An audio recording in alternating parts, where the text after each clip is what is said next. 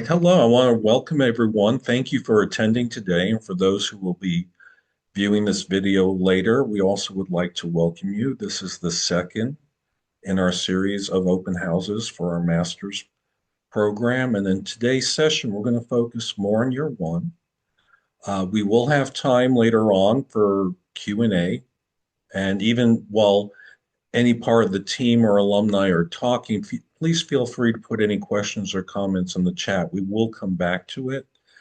My name is Nick Theo. I am the program manager for the master's program, and I will introduce you to Dr. Kendra Ford, who is the lead for the MSc, and Kendra will introduce you to the rest of the team. So over to you, Kendra. Thank you so much, Nick. And thank you, everybody, for taking time out of your day to join us for this open house for the MSc at Alef Trust. As Nick mentioned, I'm the academic program leader for the program, and that just means my role is to manage the administrative duties of running the program. I'm also a faculty and teach within the program, at least one module in each of the years of the 3-year program. Today we have Dr. Bethany Butzer and Dr. Ellis Linders, who both teach on the first year of the program. They both teach first year modules. And the focus of today's open house is more oriented towards getting a little bit more into detail around the first year. So I'm just going to speak for just a few minutes, give a very brief overview of the program so that we all can kind of land, and then I'll hand it over to Ellis and Bethany to speak a little bit more fully about their modules. And after we're done presenting on the program, we'll hand it over to our alum who is here, Rebecca Moten. Thank you so much for being here as well. Um, okay, so our program, the MSc, is a 3-year transformative learning program in the areas of consciousness, spirituality, and transpersonal psychology. Transformative sometimes is transpersonal, and transpersonal is sometimes transformative, right? They're not the same, but they can inform each other, and they very much do within the program. The way in which we approach learning, this transformative learning approach, is really an approach that engages both the personal and also the theoretical, professional, and applied aspects of working and researching and studying in the fields of consciousness, spirituality, and transpersonal psychology. We've built the program in a way where skills are developed in each of the years that then students build upon as they progress through the program.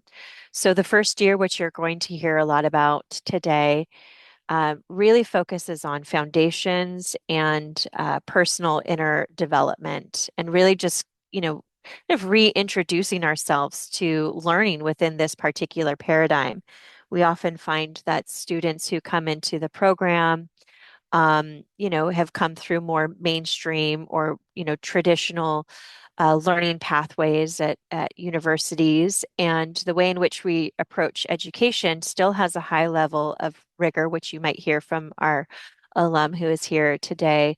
But we also approach it in a very embodied way that engages you from a deeper level. We're not just asking for you to memorize theory or content. We are really inviting you into a deeper engagement of what does this content mean to you, and how are you bringing it into your life personally and professionally. And so the first year really kind of focuses on building some of these more being a researcher of your own experience, kind of philosophy and practices and engagements, in addition to foundational theory. The second year then draws from what you've learned on in the first year and builds more of the research-oriented skills, as well as getting deeper into understanding of the field of transpersonal psychology and how you then can apply your work or envision how you might, apply a very specific project that you develop on your own, what that might look like in your community or in your world or in your workplace. And we'll talk more about year two if you're interested in learning, the specifics around some of the year two coursework. We'll be talking about year two more specifically in the next open house. The third year of the program then is fully dedicated to students engaging their own unique dissertation research project. It's a year-long project. Students are assigned an individual supervisor. There's still some of the overarching support of the module structure, but much of the work is really happening a lot more independently as a third year student and in relationship with the supervisor that you're working with. The supervisor that you're assigned is somebody who has familiarity, with the topical area and or also the method that you have chosen to work with. So we really it's sort of a becomes kind of a Tetris of like, figuring out who's the best supervisor for the students' interests and how they're approaching their research project. Um, Within the MSc, I think I'll just note a couple more things and then I'll hand it over. But within the MSc, in addition to all of the coursework, students also have access to a personal tutor, which is sort of like a personal advisor who is you're assigned a group at the beginning of the program, and this personal tutor supports you throughout all the 3 years. So it's really kind of like the single person on faculty staff who is kind of with you throughout the entire 3 year program. So it also forms a group that is usually within your time zone or within your availability. So there's also a smaller group of students within the larger cohort that you are put together with this personal tutor that sometimes that develops into, long-term uh, friendships, post MSc. There's also academic support. So we recognize that there are students who come into the program that perhaps have been out of academics for quite some time, or you're just wanting to, develop and grow the academic skill components of being in an MSc program. It's a whole other adjunct to the core curriculum of the program. These, of course, are optional, but we really highly encourage students to participate in these academic learning sessions because it's just a way of, researching, learning about critical thinking, critical reading, and writing. Those are all iterative skills. So no matter how skilled you're coming into the program, there's always space for growth, right? And of course, if there's you really need to learn the basics, we have that too. It goes all the way from the foundations to supporting deeper critical research at year three. We also have well-being support. So it's quite rounded in the way in which we support the students, right? We have the core curriculum, we have the learning component, personal tutor, and then well-being Cheryl, who offers sessions throughout the academic year. And she also provides one-on-one, which is part of, when you become enrolled as an Aleph student, you have access to a certain amount of one-on-one sessions for well-being, right? If you just, I'm going through a stressful time, how can I navigate working on my coursework in relationship to that? Just having somebody to speak to that very specifically who's familiar and engaged with our program. So those are some of the kind of structural, logistical, if you will, components of the program. And I'd really love to hand it over to Ellis. I think if I may, invite you to talk about the LIP and maybe the spiritual psychology module a little bit. Um, thank you. Yeah, Yeah. so as Kendra mentioned, if you were to join the course, you would be engaging in transformative education. And what that actually means in practice is that you will be drawing on competencies beyond the sort of rational, kind of your usual rational intellectual faculties that you engage with on an academic course. So we have a module called Learning Through Integrative Practice. LIP for short.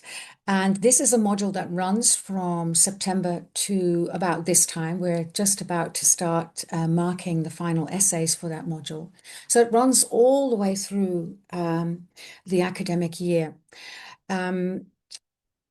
So on this module, we ask students to design for themselves a program of practices that occupies multiple ways of being and knowing. So there's the psychological, there's the intellectual, obviously, the spiritual, right? We are a transpersonal course, the interpersonal, I think that's it. And the physical, of course, somatic knowing. So those are all kind of channels through which we make sense of the world, of our experiences, of meaning in general. So these are competencies that we ask you to kind of develop. As Kendra mentioned, we do this within the context of being a researcher of your own experience.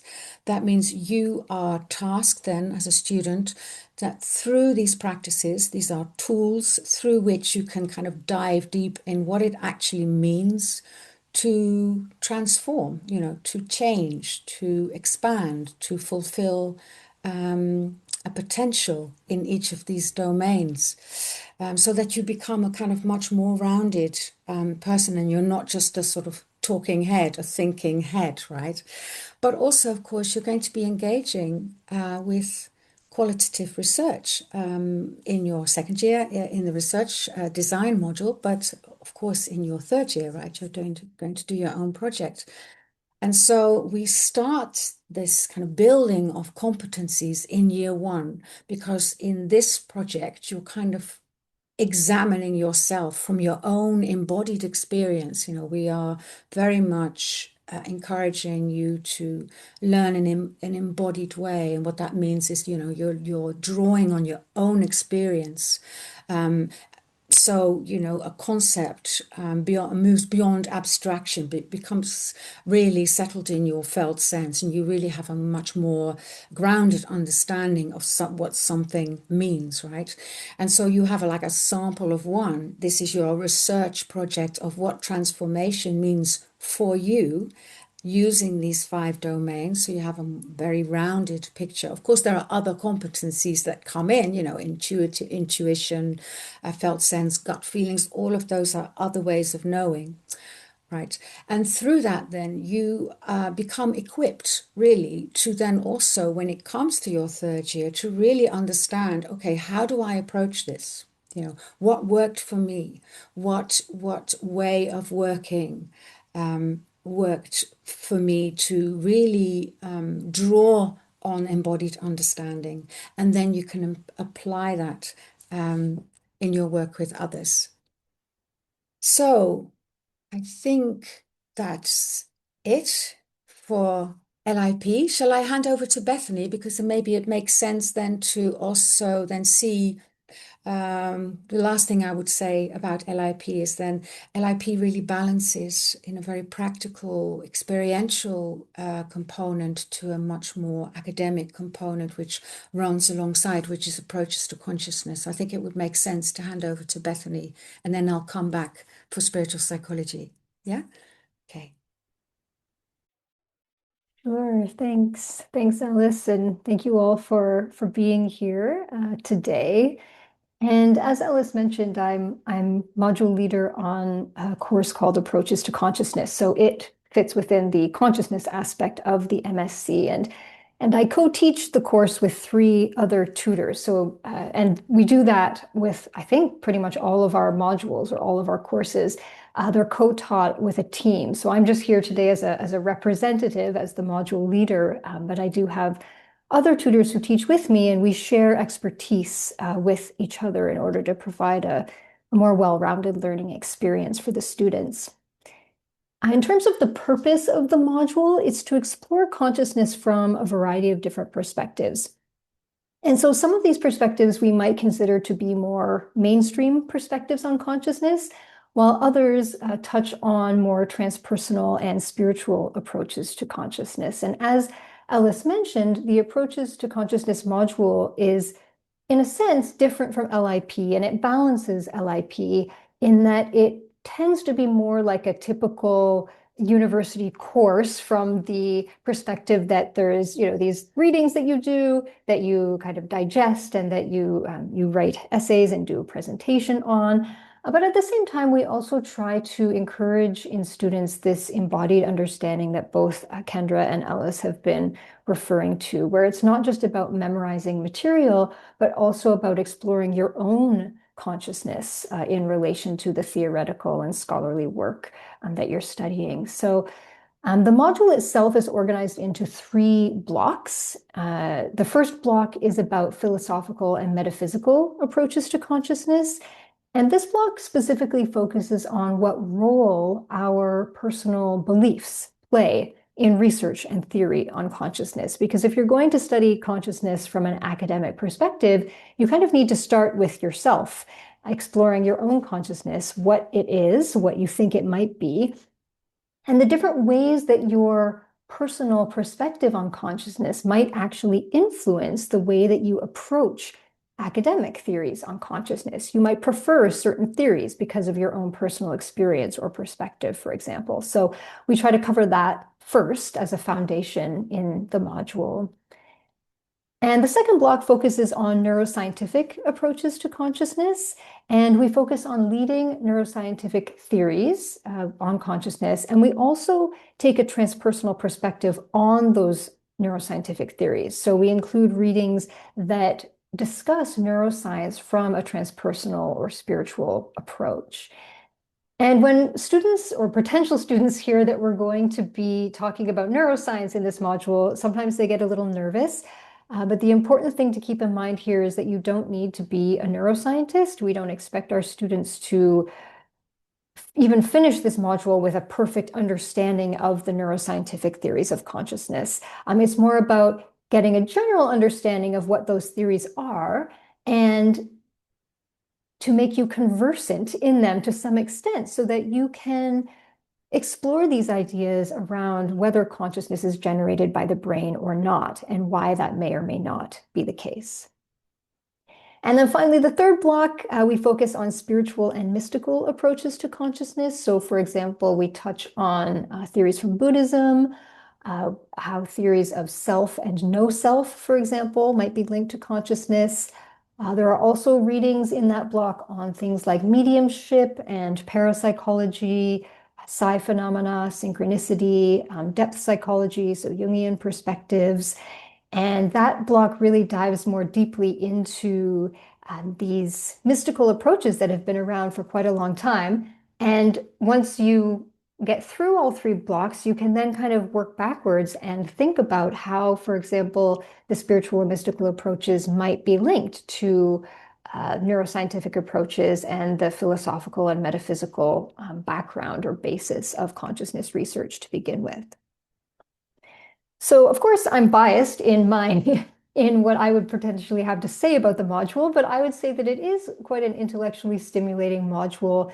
And from what I hear from many students is that while they can sometimes find the material kind of challenging and a little bit intense, that it's often transformative. It transforms students' ideas about what consciousness is, as well as their personal relationship to their own consciousness. It's very deep and very complex subject matter, and we really only scratch the surface in this module, but you can then explore some of the ideas later on. For example, we had a student in year 3 a couple of years ago who did their dissertation on morphic resonance, Rupert Sheldrake's theory, because that student was interested in studying consciousness empirically. And they just had that study actually published in a peer-reviewed academic journal. So they were able to publish their dissertation.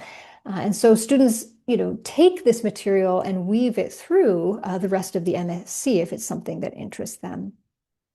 And so the last thing I'll say here is that in terms of just the way that the module is evaluated, there's 3 online discussion forum posts that students have to do.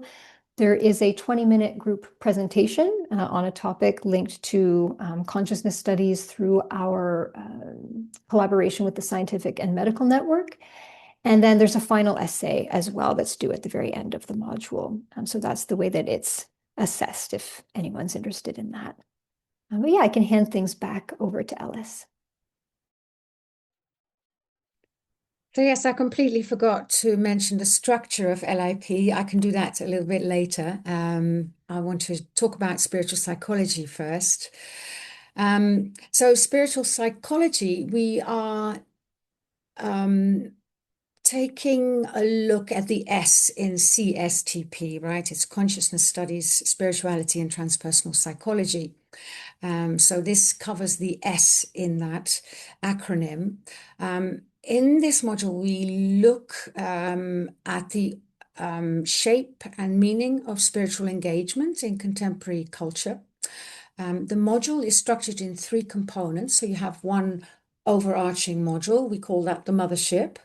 And we look at topics such as what spirituality means in our current culture, secular culture. We take a critical look at, for instance, power dynamics in spiritual contexts, commodification, monetization of spirituality, such as the wellness industry, spiritual supermarkets, so forth. Appropriation of traditional practices and simplification of practices, perhaps, to suit the Western mind, and but the pros and cons of that. It's not to kind of judge it, but to kind of really look, critically evaluate that. Also, we look at what it might mean to decolonize spirituality in that context, yeah. And we look at the relationship between spirituality and religion and so forth. We also see an increase in what we might call spiritual but religious. You might recognize that. This means people tend to sort of draw on the teachings of spiritual traditions, but they're not fully committing to the tradition itself, or they may be engaging with what we might call neo expressions, teachings adapted to Western sensibilities and so forth. But also people are often mixing and matching, picking and choosing spiritual practices, and taking a more hybrid, mixed approach. And so we also look at, okay, what are the advantages of doing that? But also, what might be the complexities that brings. We are an MSc, of course, and we take a scientific approach. And so we examine the relationship really between psychology and spirituality as a change in psychospiritual paradigms. Psychology is coming much more into the study of spirituality, in other words. And so here we are more concerned with the function and the meaning of spirituality and spiritual engagement in the human psyche. What does it do? What does it mean? And how might it be changing? And also, what endures. And so the module is titled Spiritual Psychology to reflect this relationship. Now, to also reflect this mix and match approach, the way the module is structured is this: we have this overarching module, and then within that, you can choose, you have a choice of what we call optional areas of studies, where you can take a deep dive into several aspects of spirituality. So the options, as we call them, we have now, so your choice would be embodied presence. That's with Dr. Tamara Russell. She would take a really deep dive in what does it mean to be embodied in contemporary spirituality. She looks at teachings in mindfulness, but also bodyfulness and so forth. Entheogens and psychedelics, that's with Dr. Pascal Michael. So obviously that's a very popular mode of practicing spirituality in contemporary culture. Feminine spirituality, that's with Kendra Ford, Dr. Kendra Ford. So if you have questions about that, she's right here to answer questions. So this is about the divine feminine and the rise or the endurance of the feminine approach to spiritual practice. Shamanistic psychology, so shamanism, neo-shamanism, and so forth. That's with Dr. Stephen Schmitz. Spirituality and the imaginal. That takes a deep dive in the role of the imaginal function in the human psyche. So that really draws on predominantly sort of Jungian psychology, for instance. Yeah. Transpersonal dreaming. Dreaming as spiritual practice. And what does it tell us about who we are as human beings? What do our dreams tell us? But of course, we are a scientific course, we're an MSc, so these optional areas of studies each have their own curated set of resources, accompanying resources, really to see what is the most recent research on these matters. And so we can really take a much more critical evaluation on these subjects. So, as I said, these options each reflect an expression, if you like, of contemporary spiritual engagement, and then they provide a lens through which you can then evaluate these various aspects that we cover on the module. They also exemplify approaches in which spiritual traditions and their practices are viewed through the lens of of contemporary psychology, right? So we're using what we know about how the human psyche works, and then we are looking at how these spiritual practices are able to expand or inform those approaches. Okay, so the structure here is you will have obviously content sections. So you'll have content sections. You have access to 3 sites. So you have the Mothership, and then you have the 2 optional areas of studies. Each have their own a set of content sections that are written and curated by your tutors.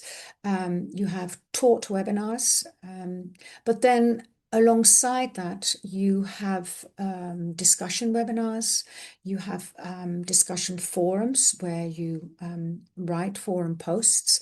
They each have a more practice component and a more theoretical component built into the forum structure. And then as part of the overarching modules, we also come together in creative dialogue. This is to help you really to make the connection between the 2 optional areas of study and the main module so that you are able to synthesize perspectives a bit more to help you with your final essay in that. Shall I quickly talk about the structure for LIP before My we... sense is maybe let's move. Okay. Yeah, maybe we can integrate that, weave that in through the Q&A. Yeah, thank you so much, Alice and Bethany. Really rich, and this is just the first year that Alice and Bethany were discussing, and it made me realize that I wanted to also mention within all of this richness, this is a part-time MSc. So we do have students, who are working full time and navigating full lives alongside the MSc. And there's various ways in which we make that happen, both with synchronous and asynchronous learning. And maybe Rebecca will speak a little bit about that as, part of her sharing for today. But I'd really love to hand it over to Rebecca Moten, who's here as an alum of the MSc program, who can now speak, from an experience, from the experience of a student of going through the program and what that was like for her. So thank you so much for being here, Rebecca. I'll go ahead and hand it over to you. Thank you very much, Kendra. It's so nice to be in this space again and listen to all of you. I miss the learning quite a lot. I joined the MSc as a psychotherapist I think I was practicing for about 9 years and just felt as though I'd discovered this spiritual side to myself and wanted to better integrate it into my work instead of feeling like I had to have them both separately. Um, so that's where Alef Trust and the MSc entered for me. My favourite parts of the course were the personal tutor group. Um, it's a really amazing opportunity to connect with a group of your peers that you get to meet consistently because a lot of the time you're, as Kendra mentioned, there's synchronous and asynchronous learning. So you don't always have to be in the space live, but when you're not, it means that you miss out on the contact with each other. Whereas the personal tutor group, you meet once every 2 months, I think it is. And you're seeing the same people over and over again. And it's a really open space to talk about the course, your personal life. And for me, that's where I really made some of my richest connections, both with the tutor group leader and my peers as well. So that was definitely one of my favourite parts. For similar reasons, the forum post interaction, I would really encourage people to use that as well. It's a more informal way of being assessed. There's usually a question, and everybody in your particular group is asked to respond to that question. And then you're asked to respond to somebody else who's posted. And again, it's just that interaction with your peers that, with it being an online course, you're not attending in person, you're not getting to have those conversations as regularly. So if you're looking for that human connection, then definitely the forum post is another place for that. Um, I was fortunate enough during my time as well to have some face-to-face opportunities to connect, which I know is not always accessible for everybody and is not always an offering.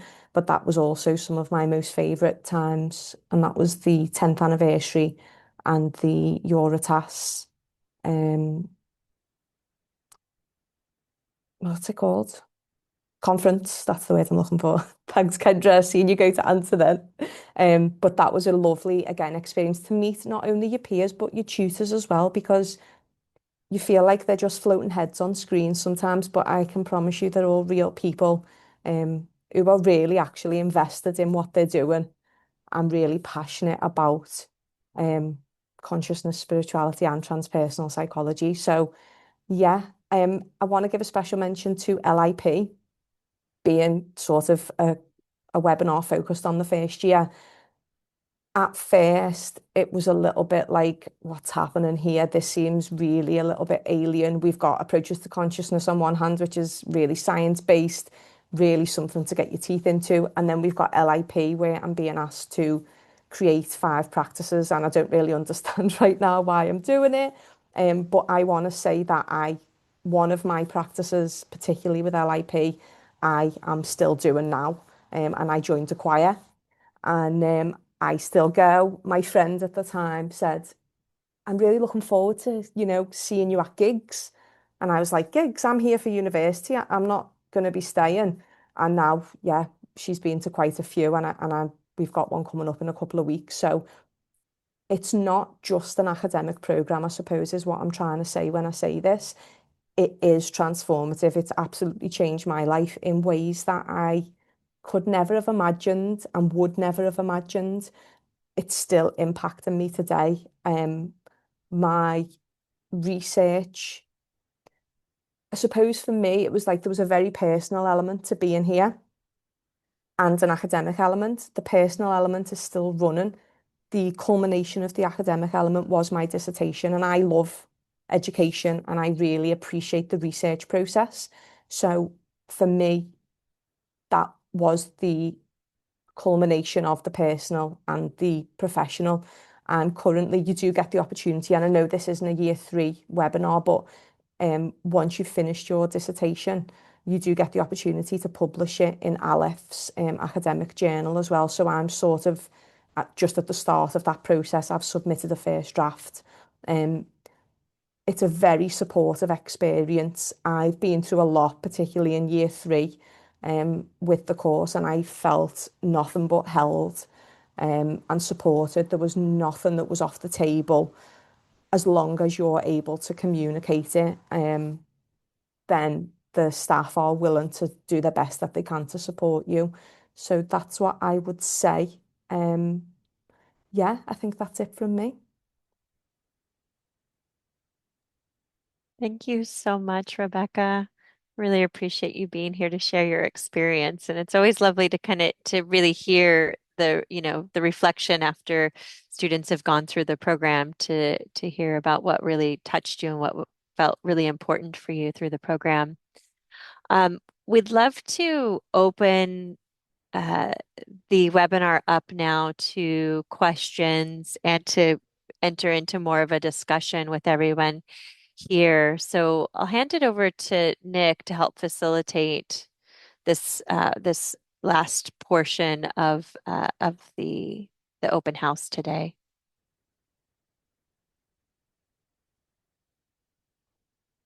I'll unmute myself. Thank you, Kendra. So anyone, please feel free, raise your hand.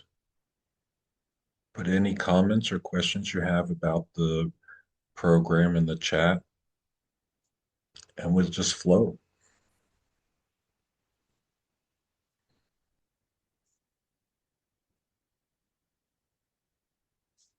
Oh, it looks like Gail. I think people are actually raising their hands, not their Zoom hands. I see Gail has a raised hand, and there was someone else too, Jules, I think. Sorry, yeah. Yeah, please go ahead, Gil. Thank you. Oh, yeah, sorry. I do know how to raise my Zoom hand on my laptop, but I'm on my tablet at the minute, and I'm just working that one out. Anyway, I just wanted to have I mean, I'm so excited to be here. I feel like I've been looking for this course my entire life. So you will get an application from me. No problem. I'm going to try my hardest to get onto this course because I think it's just it just answers all the questions that I really want to do. But I just had a question about the spiritual psychology course, and I'm not sure if I got this correct. I thought that you said that there was the Mothership course and then 2 optional areas of study. And then I wrote down about 5 different ones, including the embodied presence, the agents and psychedelic feminine spirituality. Have I added too many? Shamanistic psychology, or do they come under 2 different headings that I've missed? Sorry, yes, I think that wasn't. yeah, go ahead, Ellis. So we have a choice of 6, out of which you choose 2, which is plenty to be getting on with. But yes, because people have different, areas of interest, and therefore you're able to kind of cater for your own interest. Yeah. That makes sense. I've got 6 down. Yeah. Sorry, that wasn't clear. No, 2 out of 6. Fine, thank you. Okay, brilliant. That was my only question for now. Hi, Gemma. Go ahead and unmute yourself. Good to see you here.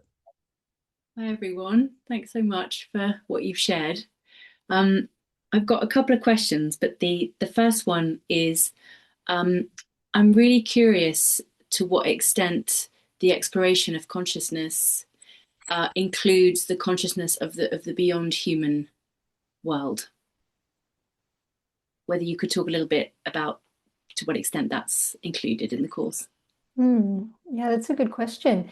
So the Approaches to Consciousness module has weekly required readings and then various optional readings, and also pages that we call current issues that have lists of even more optional readings. And so while it's not required reading in Approaches to Consciousness, it's definitely something that gets discussed. It pretty much always comes up. And there are readings in the optional readings about topics like plant consciousness, animal consciousness, non-human consciousness, insects, all the different beings that are there, as well as Indigenous and non-Western approaches to consciousness, which tend to bring that into their various worldviews and ontologies. So that's something that does get covered. And the Indigenous and non-Western approaches to consciousness are a required reading in one of the weeks as well. And then there's more depth on that if students want to go into it.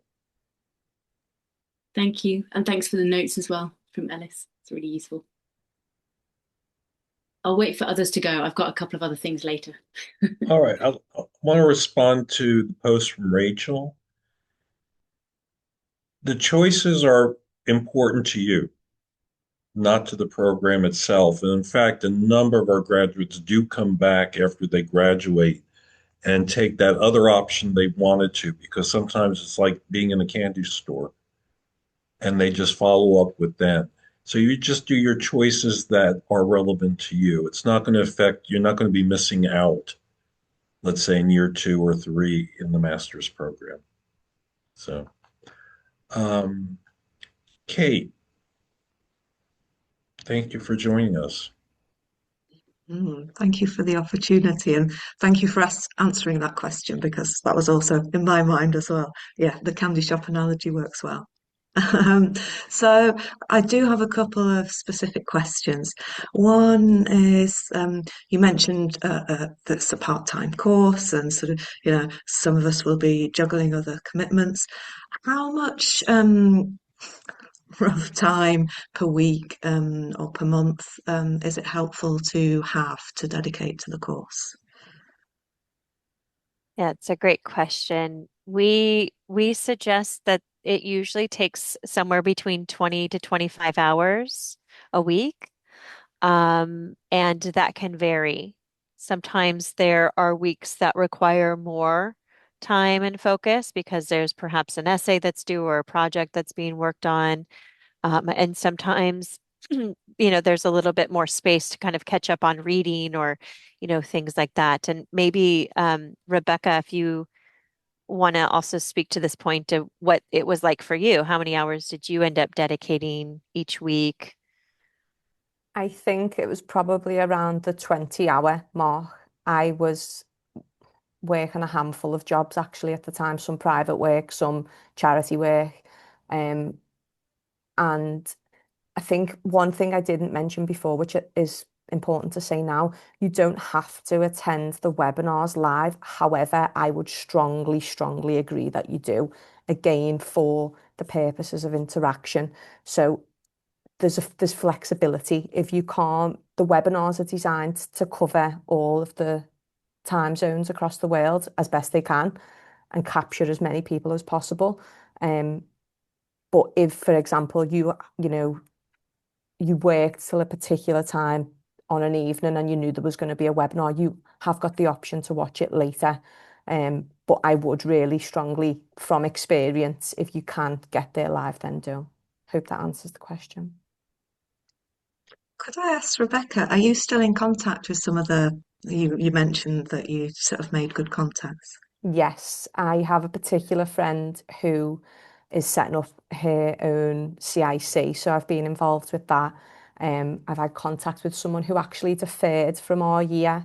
We're hoping to meet up later this year. She's back, I think, this year on the course. There's a guy who was in somewhere in Europe, and I'm still in contact with him as well. So yeah, definitely like connections for life. Because oftentimes you're having conversations that you don't really get to have with your family and friends. Mhm. Yeah, and I think on that point too, I'd like to mention that, in addition to, maybe having these more personal contacts and relationships that many of our students maintain well beyond the MSc, when students graduate from the program, we do invite students into an alumni community, which is on a separate but online platform where you're, as alum, previous students are invited to, various different events that are also happening within our community. If there's a live Alef event, which, now that we're several years post-COVID, we're kind of getting back into kind of having more of these in-person, gatherings where we try to get together as a community. So, alums are always invited to join us for those as well. So when you finish the MSc or when students finish the MSc, you're not just then, kind of floating back into your own orb, right? There's a way, if you wish to, you can stay, very connected with what's happening at Alef Trust and with other other alums within the community. I'd like to also add to put in context the hours worked on the program weekly that we do maintain a traditional semester schedule. And that's important to bring up because there are a number of online programs that just go on continuously. So you do have breaks. You do have 1 month off Christmas, New Year's.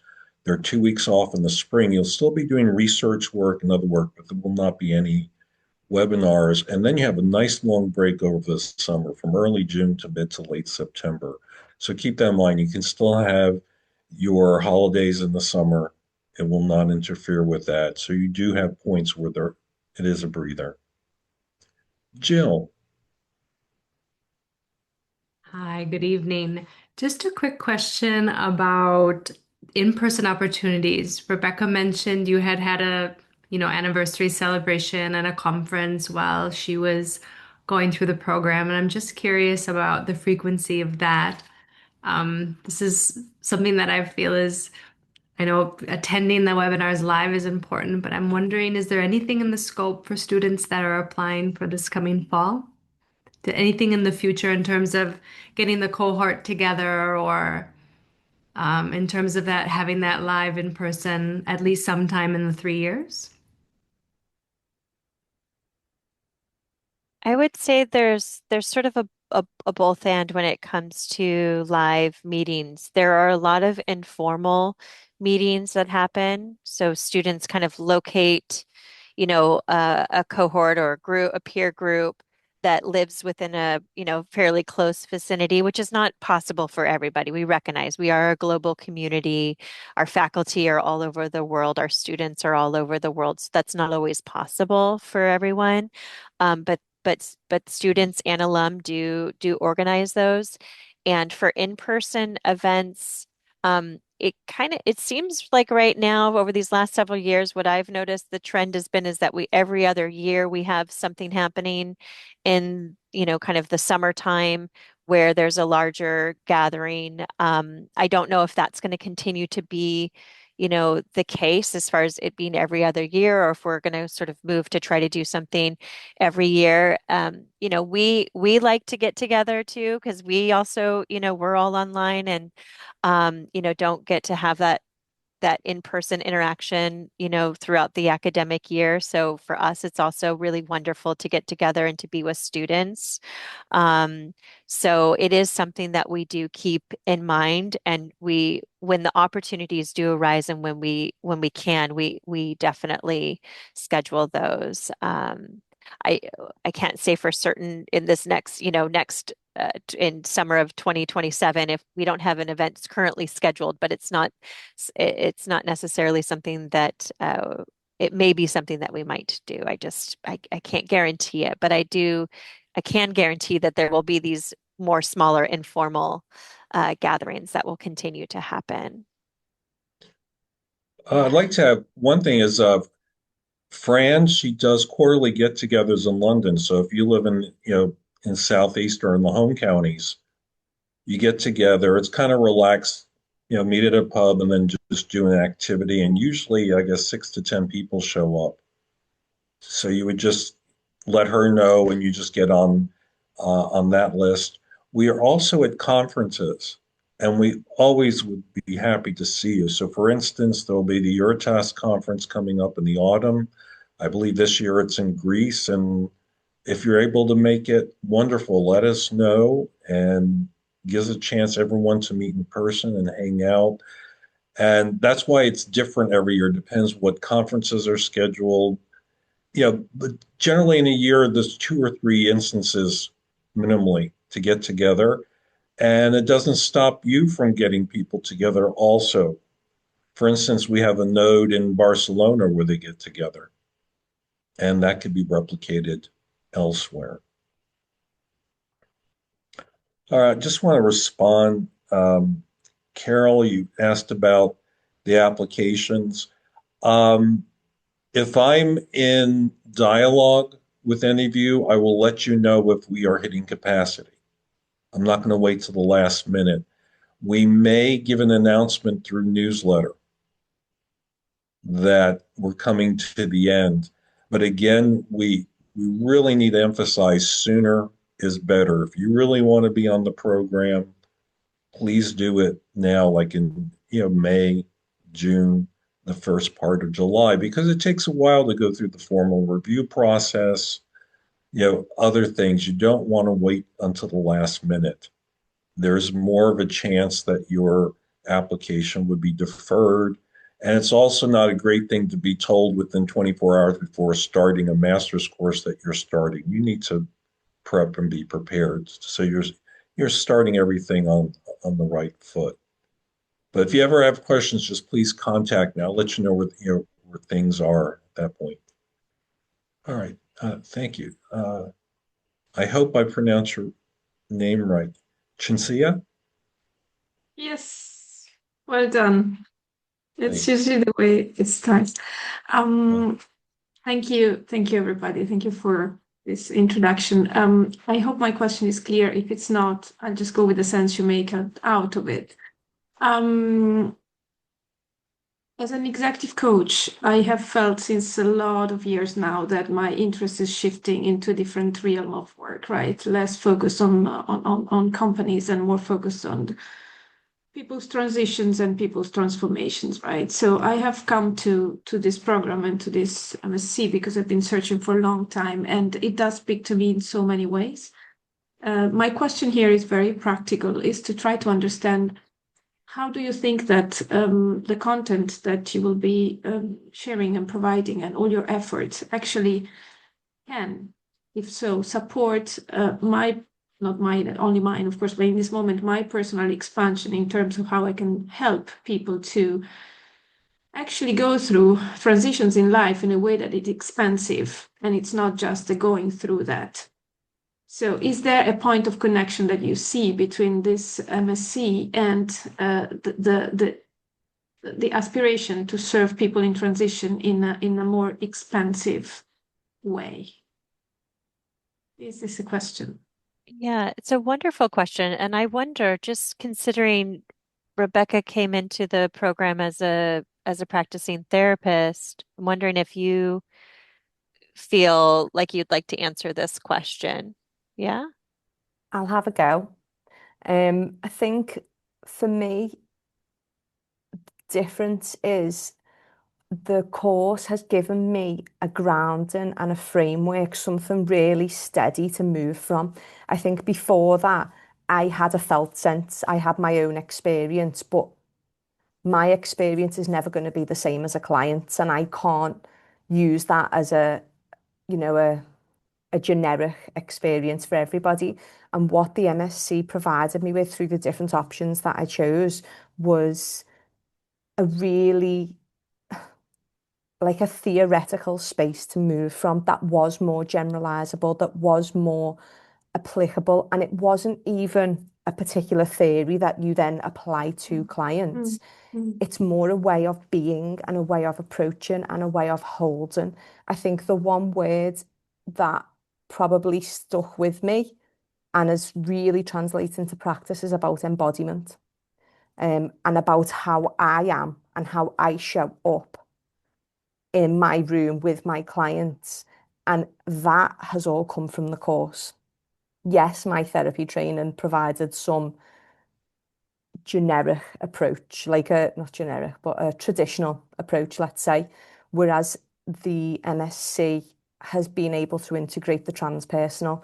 And I think when you've got a theoretical understanding as well as an experiential, which is what the course provides, both, it provides you with a different way of holding and being with other people, not just clients and work. So I don't know if that has answered it or if you've got any further follow-on questions. No, that's great. Thank you for offering the perspective. Great. Thank you.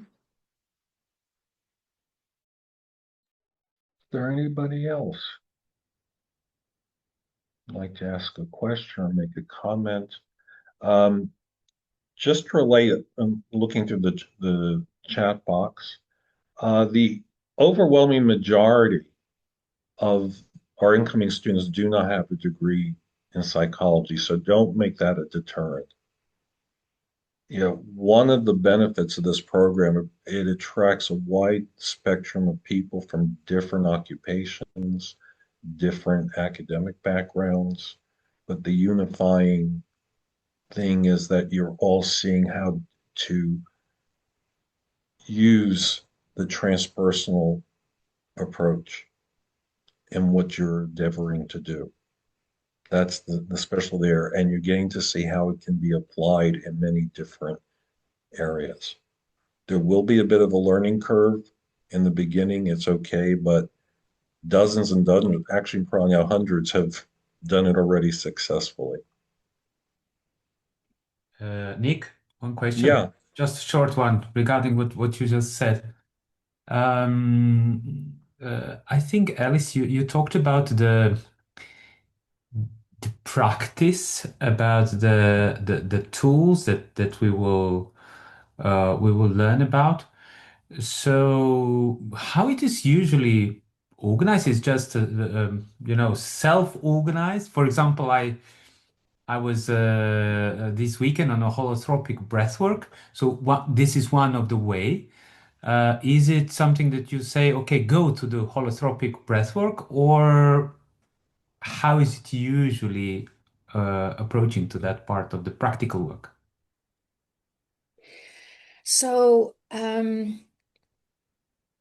part of LIP and choosing practices is also the exploration of what makes a practice, right?